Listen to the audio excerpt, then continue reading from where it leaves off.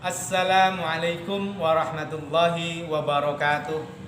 Bismillah, alhamdulillah, wassalatu wassalamu ala rasulillah wa ala alihi wa ashabihi wa mawalah, la nabiyya ba'dah, amma ba'du.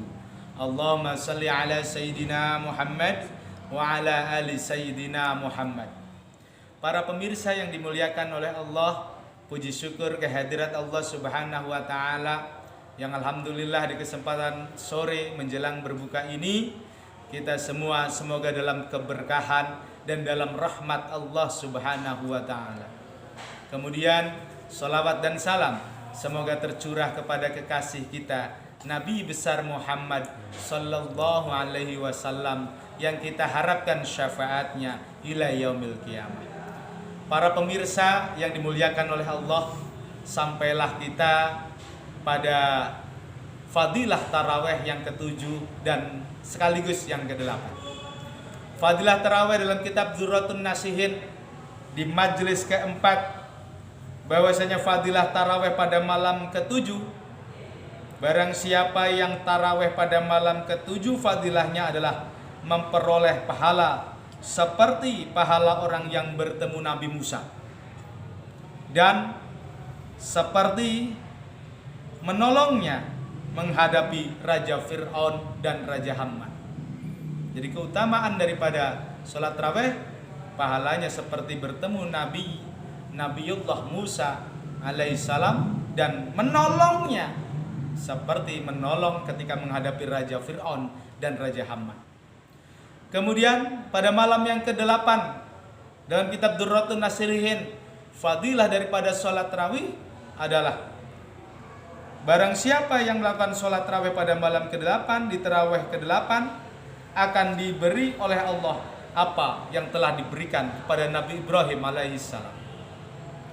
Apa yang diberikan, yang paling hebat diberikan kepada Nabi Ibrahim alaihissalam, bukan hanya beliau menjadi orang yang hebat, akan tetapi lebih daripada itu, yang terhebat yang diberikan oleh Allah kepada Nabi Ibrahim adalah keturunan-keturunannya yang soleh dan soleha.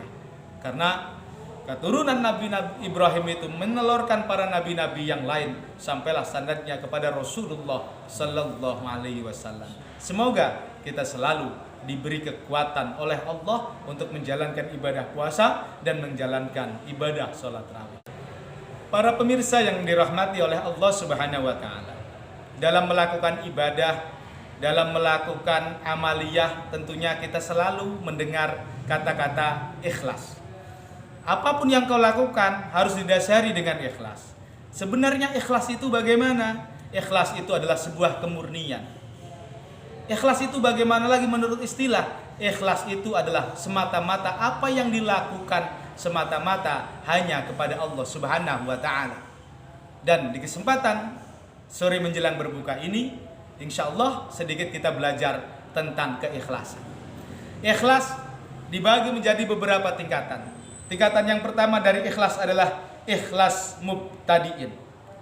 Ikhlas mubtadi'in adalah ibadahnya, dia ibadah akan tetapi ibadahnya ingin ganjaran dari Allah. Tapi tetap masih ikhlas. Ikhlas akan tetapi ingin ganjaran dari Allah, itu namanya ikhlas mubtadi'in.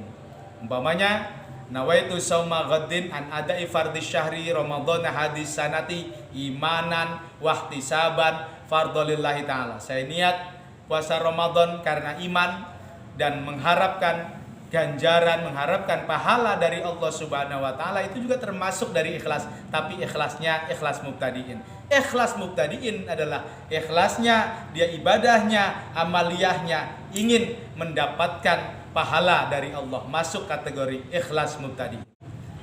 Kemudian yang kedua adalah ikhlas abidin.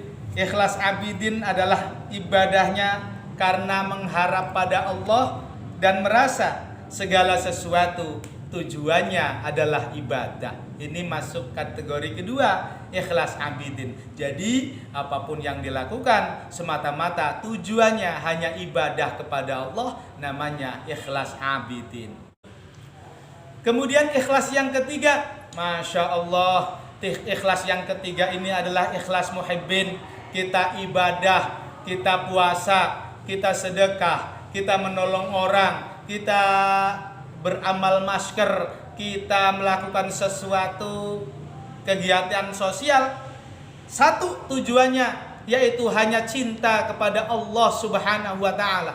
Ikhlas muhibbin, ikhlasnya para pencinta ini, dia melakukan sesuatu karena sayang, karena cintanya betul-betul kepada Allah Subhanahu wa taala. Tidak ada tendensi saya ini ingin begini, saya ini pengen begini, saya ini pakai bendera ini, tidak, tapi semata-mata kecintaannya kepada Allah Subhanahu wa taala. Ikhlas muhibbin.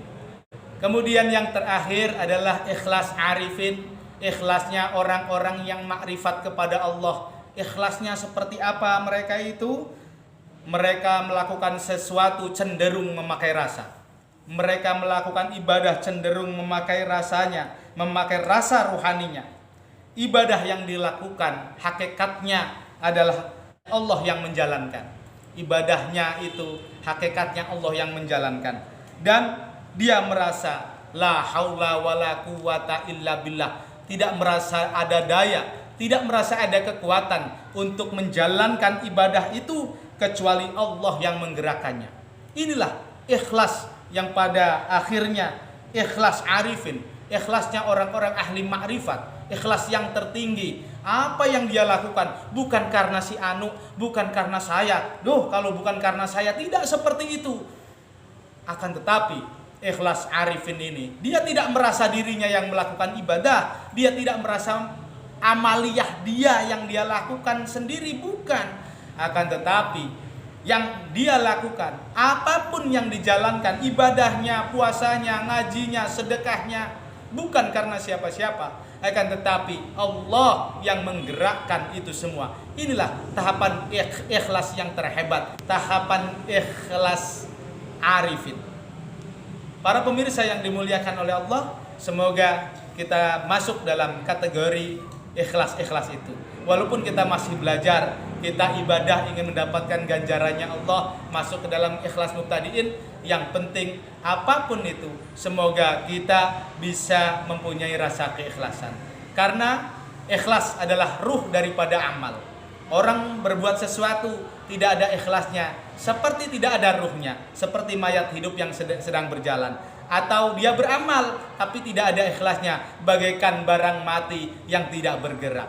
Para pemirsa yang dimuliakan oleh Allah, mohon maaf yang sebesar-besarnya. Semoga ada manfaatnya, semoga kita bisa bertemu di hari berikutnya. Wallahul muwaffiq ila aqwamit thoriq. Wassalamualaikum warahmatullahi wabarakatuh.